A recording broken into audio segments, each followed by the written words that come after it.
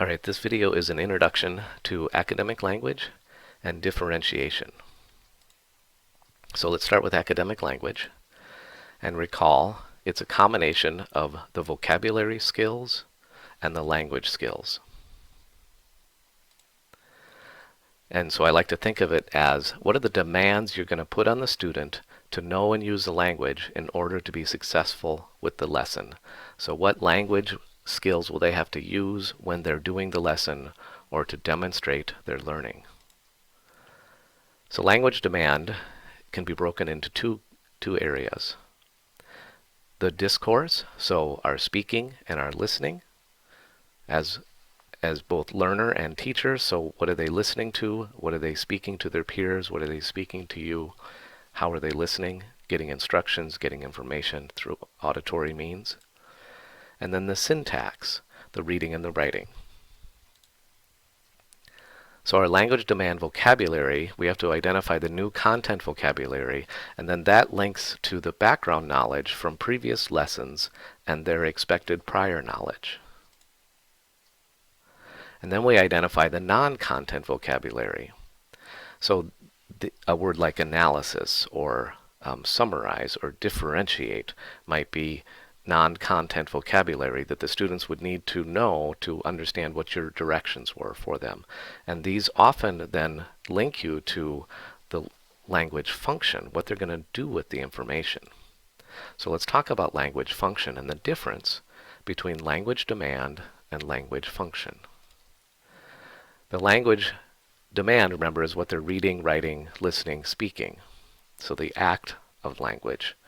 The language function is how that language then is used to process the information or make sense of that content, skill, or knowledge. So they do the demand to complete the function to learn the content. And the verbs from our learning objectives, they describe the link between the content understanding and the means by which they're going to demonstrate. So they're going to interpret, they're going to process, they're going to identify, they're going to label. Those are all verbs that might be in your learning objective, and they tell us what thinking they're going to do, how they're going to make sense of the information. So that's why I like to think of it as that mental process. How are they making sense of the content? And so verbs like these, argue, explain, etc., those are all common verbs in your learning objective, and they tell us what kind of thinking they're going to do with that information. So let's look at an example here. Our lesson objective, students will identify the different types of triangles. So it's a decent objective because it's measurable. I'm not saying they're going to know, I'm saying they're going to identify. It tells me what kind of thing I'm going to look for in my assessment, probably that they're going to label something. They're not going to do anything more with that. They're not calculating or anything like that for this objective. So the language demand, the syntax, they're probably going to label something. They're going to have to illustrate triangles, so either draw them out or label them. The discourse,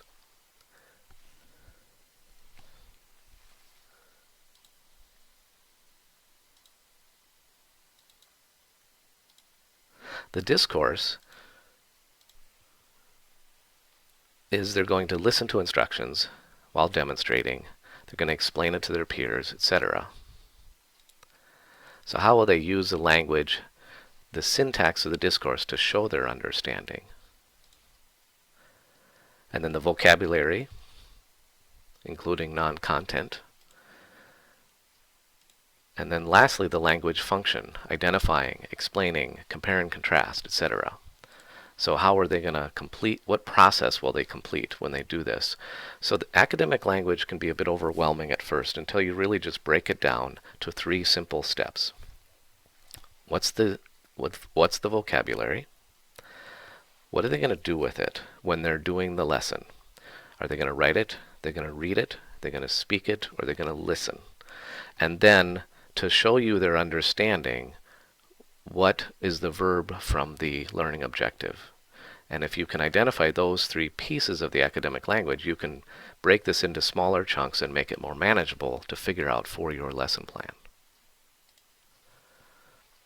All right, let's shift gears to differentiating instruction. So differentiating instruction involves plan supports. So how am I planning to deliberately facilitate my students in their learning? So I'm going to anticipate their needs and then provide the resources so that all my students can be successful in completing the learning objective for the lesson. And so I have to think about their prior academic knowledge and their prerequisite skills. What am I expecting them to come in knowing? And then anticipating, if I have students who do not, what is the support so that they can still participate I'm going to provide for them? And in this, you are always thinking about your variety of learners. You're going to have students who might have a learning disability, English language learners, struggling readers, underperforming students, those who don't have the academic background knowledge that you want, or the gifted students. So when we talk about differentiation, we're talking about meeting the needs of all of our students.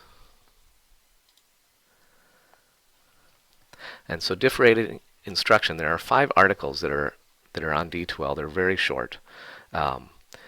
These are resources for you to look things up and look at. You can scan those pretty quickly, identify what's in those, and then as you are working on identifying ways to differentiate your next lesson plan, you can use these 5 articles as a means to identify some strategies to use. But it really comes down to these 4 things. You're going to modify the content without watering it down.